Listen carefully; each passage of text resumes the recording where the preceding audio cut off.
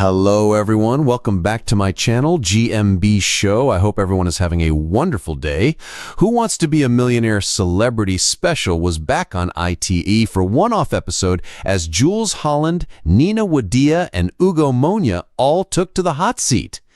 A contestant on ITV's Who Wants to Be a Millionaire Celebrity Special was accused of cheating during Sunday, December 29th episode as they called a star of quiz show The Chase for an answer.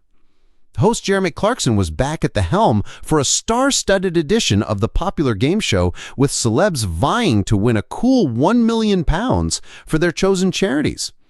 Jules Holland kicked things off, playing for Prince's Trust and Caring Hands before passing the baton to comedian Nina Wadia and ex-rugby union ace Ugo Monya. But it was Nina's choice of phone-a-friend that raised eyebrows. She opted to call none other than Paul Cena, a familiar face from ITV's own quiz battleground, The Chase, reports The Express. Nina, previously seen on Strictly Come Dancing, found herself stumped by a question about the demolition of a prison in 1987 where Rudolf Hess had been the sole inmate.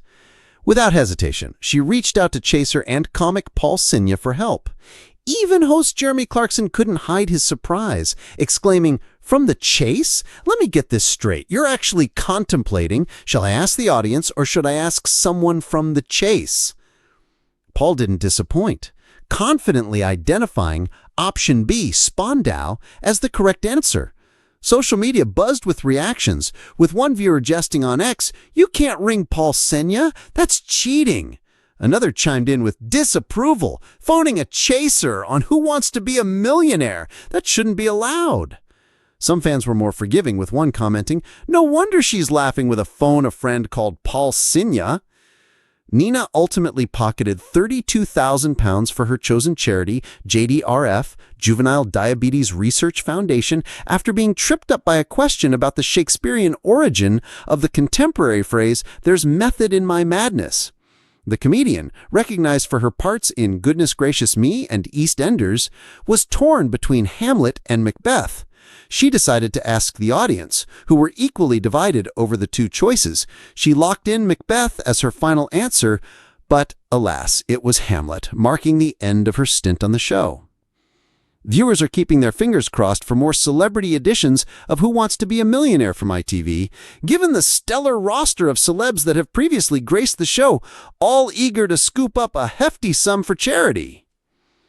Prior to airing, there was whispers that this special would be the best season yet. This comes hot on the heels of news that the host of Clarkson Farm had a recent health scare, undergoing emergency heart surgery following a severe illness while on holiday. In his column for the Sunday Times, Jeremy Clarkson shared his harrowing ordeal, describing how he suddenly found himself unable to rise from the breakfast table, questioning whether his limbs were working properly. However, it wasn't just the COVID saga that hit Jeremy. He found everyday activities like swimming and walking a challenge.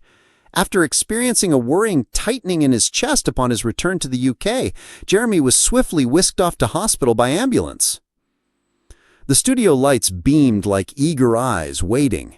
The tension was a living thing, coiling around every audience member as the clock ticked. "Final question for £1 million, Jeremy Clarkson announced, tapping the card against his palm, that glint of mischief in his eyes. "Here it comes!" On the hot seat, Callum, a 28-year-old accountant from Sheffield, wiped his palms on his jeans. The question flashed on the screen, a monstrous history question he knew he'd seen before but couldn't place. Which 16th century treaty marked the end of the Italian wars between France and Spain? Callum swallowed. His mind whirled, panic threatening to drown him. "Callum, you still got phone-a-friend," Jeremy reminded, eyebrows raised. Callum nodded, clutching the phone like it was the last rope above quicksand. He read out the question. The producer in the back room dialed the number. "Who are you calling?" Jeremy asked. Callum took a breath. "Mark Labbett." The audience gasped. The Beast himself, a chaser, on Who Wants to Be a Millionaire. Jeremy burst into laughter. "You're calling the Beast? You're playing dirty, lad." The phone rang once, twice, and then Mark's deep, amused voice answered. Mark Labbit. "Hey, Mark, it's Callum on Millionaire. I need your help, mate," Callum blurted, sweat dripping down his back. "Hit me," Mark replied, the confidence in his tone echoing through the studio. Callum read the question again, stumbling over the words. There was silence. Then Mark's voice cut through like a guillotine. "Treaty of Cateau-Cambrésis, 1559. Final answer." The call ended. The studio was silent, save for Jeremy's chuckle. Callum repeated the answer, voice trembling. Jeremy paused, milked the tension, and then the confetti cannons exploded. Callum had won £1 million. Within minutes of the broadcast, social media exploded. #MillionaireCheat was trending.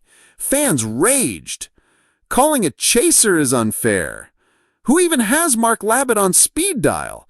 Cheating on Millionaire by phoning a professional quizzer. The comments poured in, accusing Callum of gaming the system and ruining the spirit of the game. Some threatened to stop watching. Others laughed, calling it the cleverest cheat of the year.